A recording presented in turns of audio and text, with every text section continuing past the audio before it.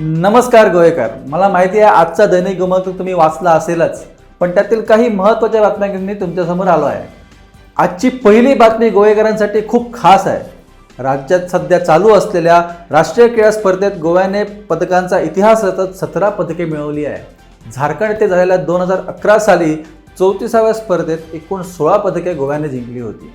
आत्तापर्यंत स्पर्धेत 1 सुवर्ण, 4 रौप्य आणि 13 कांस्य पदके गोव्याने जिंकली आहे. यापैकी पेंचाक सिलाटमध्ये 8, मॉडर्न पेंटेथलॉनमध्ये 7, तर नेटबॉल आणि वेटलिफ्टिंगमध्ये प्रत्येकी 1 पदक जिंकले आहे.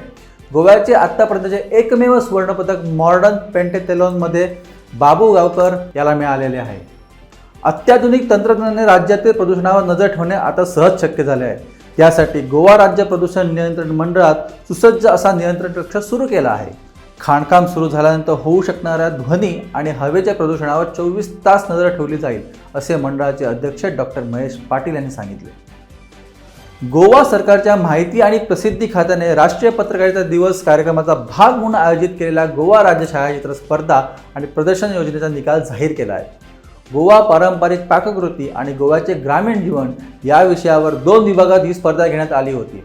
स्पर्धेतील विजेत्यांना 16 नोव्हेंबर रोजी राष्ट्रीय पत्रकारिता दिनी आयोजित करण्यात येणाऱ्या कार्यक्रमात बक्षिसे दिले जाणार आहे.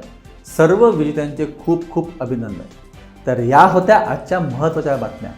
जर तुमच्याकडे अशा प्रकारच्या महत्त्वाच्या बातम्या असतील तर कमेंट करून आम्हाला नक्की सांगा आणि तुमच्या आवडत्या गोमंतक टीव्हीच्या यूट्यूब चॅनलला नक्की सबस्क्राईब करा. तुम्ही पॉझिटिव्ह राहा आणि इतरांनाही पॉझिटिव्ह ठेवा. धन्यवाद.